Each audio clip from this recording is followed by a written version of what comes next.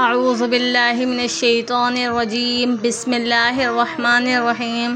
السلام علیکم ورحمۃ اللہ وبرکاتہ۔ آپ لوگ کیسے ہیں؟ ٹھیک ہیں؟ امید کرتی ہوں آپ سب ٹھیک ٹھاک ہوں گے، اور خوش آمدید آپ کو میرے چینل پر ازلو education peaceful guide for life پر۔ اور آج ہم جو کریں گے سورہ فہد، میں نے سوچا ہے قرآن پاک کی جرنی میں آپ لوگوں کے ساتھ شیئر کروں کہ قرآن پاک کا ترجمہ جو میں کچھ پڑھوں، جو بھی میں کچھ لکھوں، میں آپ لوگوں کے ساتھ شیئر کروں۔ میں نے سورہ فاتحہ کا ترجمہ کرنا تھا، میں نے سورہ فاتحہ کا ترجمہ کرا ہے۔ گفٹ میں ملا تھا یہ قرآن پاک، بہت اچھا ہے۔ اس میں ہمارے کو سب چیزیں مل جاتی ہیں کہ قرآن پاک کا ترجمہ، سب چیز ہمیں آسانی سے اس قرآن پاک میں پتہ چل جاتا ہے۔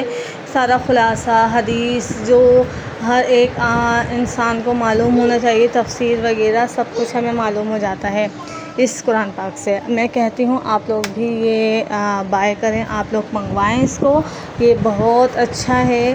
اپنا گھر بیٹھے آپ لوگ قرآن پاک کا ترجمہ سیکھ سکتے ہیں۔ جی بسم اللہ الرحمن الرحیم، الحمدللہ رب العالمین۔ بسم اللہ الرحمن الرحیم، تمام تعریفیں اللہ تعالیٰ کے لیے ہیں جو بڑا مہربان اور نہایت رحم کرنے والا ہے۔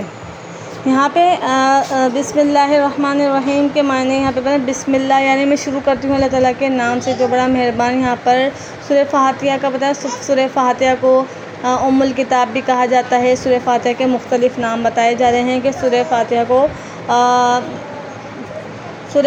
کو کس کس ناموں سے کتنے نام ہیں۔ سبع المثانی بھی کہا جاتا ہے، اور کیا کہتے ہیں، ام القرآن بھی کہا جاتا ہے، شفا بھی کہا جاتا ہے، اور اس کے کافی نام فاتحۃ الکتاب بھی کہا جاتا ہے۔ ٹھیک ہے، یہاں پہ یہ بتایا، حدیث مسلم میں بھی یہی ہے کہ اللہ تعالیٰ نے اس سورہ فاتحہ کے اندر اپنی ربوبیت کا بیان کیا ہے۔ اللہ تعالیٰ نے اپنی ساری ربوبیت اور عدل و بادشاہت کے بیان میں ہے۔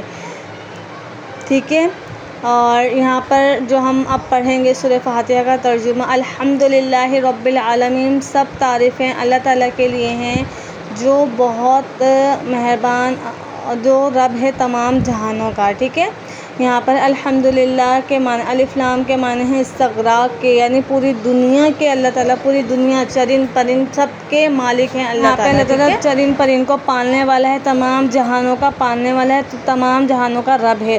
الرحمن الرحیم، بڑا نہایت رحم کرنے والا ہے۔ اللہ تعالیٰ جیسا رحم کوئی انسان نہیں ہو سکتا، اللہ تعالیٰ جیسا کوئی رحیم نہیں ہو سکتا۔ اس کے دنیا میں رہ کر لوگ اتنے گناہ کرتے ہیں، لیکن اللہ تعالیٰ پھر بھی ان کو کھانے پینے پہننے اوڑھنے کے لیے دیتا ہے۔ ٹھیک ہے، الرحمن مالک یوم الدین، وہ مالک ہے روز جزا کا، بدلے کے دن، یعنی قیامت کا مالک ہے۔ یہاں پر یہ بتایا گیا ہے، یعنی اللہ تعالیٰ صفتیں وغیرہ مالک یوم الدین، اللہ تعالیٰ نے الرحیم جو ہے اللہ مالک ہے روز جزا کے، یعنی قیامت کے دن کے مالک ہے۔ اللہ تعالیٰ کے سوا اندر تمام اور یہ دونوں سیکھیں یہاں پر اللہ تعالیٰ کی تمام ہماری امتیں حملہ کریں گے، تو یہاں پر یہاں پہ اور روز جزا کا اللہ تعالیٰ مالک یوم الدین، ایاک نعبد و ایاک نستعین، ہم صرف تیری ہی عبادت کرتے ہیں، صرف تیری ہی تجھ سے ہی مدد چاہتے ہیں۔ یہاں پر بھی نستعین کو جمع لے کر آئے ہیں۔ یہاں پہ نستعین کیوں جمع لے کر آئے ہیں؟ یہاں پہ اس وجہ سے نستعین جمع لے کر آئے ہیں کہ مدد صرف ہم کس سے چاہتے ہیں؟ اللہ تعالیٰ سے، اور اللہ تعالیٰ کے سوا کسی سے ہم مدد نہیں چاہتے۔ تو یہاں پہ ایاک نعبد و ایاک نستعین، خاص ہم تیری ہی عبادت کرتے ہیں، اللہ تعالیٰ کے علاوہ رکاوٹ یہاں پہ اللہ تعالیٰ نے بتا دے کہ اللہ تعالیٰ کے علاوہ عبادت کوئی اور نہیں کر سکتا۔ کیا کہتے ہیں، سارے جو آپ یہاں پہ تشریح پڑھیں گے تو یہاں پہ مدد صرف اللہ تعالیٰ سے ہی، یعنی کون ہے میرا مدد مانگنی چاہیے، اللہ تعالیٰ نے اور کسی انسان سے نہیں مانگنا چاہیے۔ مقصد صرف یہاں پر دین کے علاوہ کون ہے تیرا مددگار، کیا کہتے ہیں، مقصد صرف یہاں پر یہی ہے کہ عبادت اللہ تعالیٰ کے لیے ہی مدد چاہیے، مدد بھی اللہ تعالیٰ سے ہی مانگنی چاہیے۔ ظاہر بات ہے یہ تعاون موضوع ہے۔ ٹھیک ہے، اب ایاک نعبد و ایاک نستعین، اہدنا الصراط المستقیم، یعنی ہم تجھ سے ہمیں ہدایت دے سیدھے راستے کی طرف، ہمیں سیدھے راہ، سچی اور سیدھی راہ دکھا۔ یعنی ہم دنیا کے اندر کسی انسان کو معلوم نہیں ہے ہم کو کس راستے پہ چل رہے ہیں، کہ کیا کرنا ہے، ہمیں کیا نہیں کرنا، تو یہاں پر اللہ تعالیٰ نے خود ہی بتا دیا، اہدنا الصراط المستقیم، کہ ہمیں سیدھے راستے کی طرف چلا اے اللہ۔ ٹھیک ہے، یہ ہم اپنے لیے دعا مانگ رہے ہیں، ٹھیک ہے۔